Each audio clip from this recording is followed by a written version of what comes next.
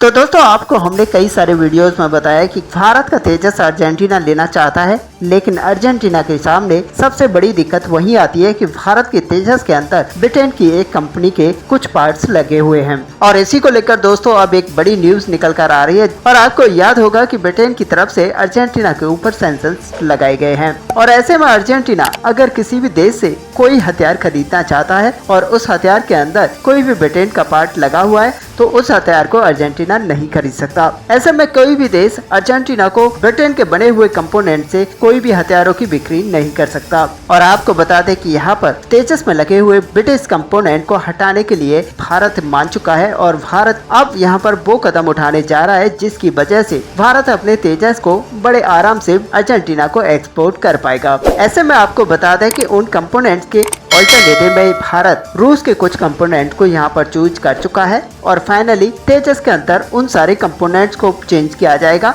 जो कि ब्रिटेन से मंगाए गए हैं। और यहाँ पर आपको बता दें कि भारत के तेजस के अंदर जो इजेक्शन सीट लगा हुआ है वो एक ब्रिटेन का कंपोनेंट है और इसको चेंज करने के बाद में भारत यहाँ पर रशिया की K-36 इजेक्शन सीट से चेंज करने जा रहा है, यानी कि यहाँ पर भारत की हेल्पिंग हैंड के रूप में रशिया भारत का सपोर्ट करने जा रहा है। दरअसल दोस्तों आपको बता दें कि भारत और अर्जेंटीना के बीच में तेजस फाइटर जेट की डील होने वाली है और यहाँ पर सबसे बड़ी रुकावट जो बना हुआ था वो ब्रिटेन का इजेक्शन सीट था, जिस वजह से अर्जेंटीना ने भारत के सामने कुछ शर्तें रखी और भारत ने अर्जेंटीना को आश्वासन दिया और सारी शर्तों को मान लिया। ऐसे में अर्जेंटीना को जो तेजस दिया जाएगा वो उनमें कोई भी ब्रिटेन का कंपोनेंट नहीं लगा होगा और ब्रिटेन की कंपनी मार्टिन बेकर्स के जो भी इजेक्शन सीट तेजस के अंदर लगे हुए हैं उसको रशियन इजेक्शन सीट के साथ रिप्लेस किया जाएगा। आपको बता दें कि रूस की तरफ से मिलने वाले इजेक्शन सीट को मिक्स सीरीज और सुखोई 30 MKI जैसे फाइटर जेट के अंदर लगाया जाता है। K-36 के ओरिजिनल वेरिएंट को पहली बार 1960 के दशक में MiG-25 फॉक्सट्रॉट विमान में फिक्स करने के लिए डिजाइन किया गया था। और दोस्तों जैसा कि हम जानते हैं कि MiG-25 दुनिया का सबसे तेज उड़ने वाला फाइटर जेट था,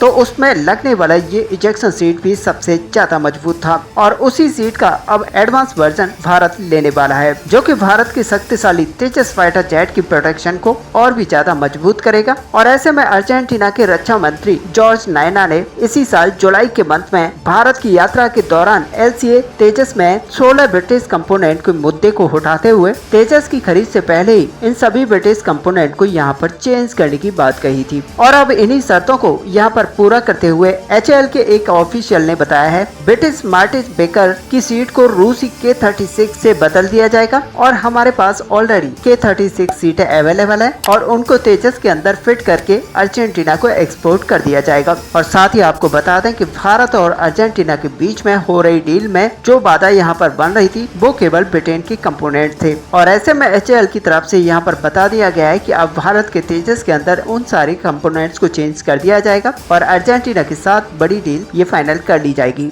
ऐसे में दोस्तों आपका इस पूरे टॉपिक को लेकर क्या व्यू है, आप अपना व्यू हमें कमेंट पर लिखकर जरूर बताएं। वीडियो अच्छा लगा तो लाइक बटन जरूर दबाएं।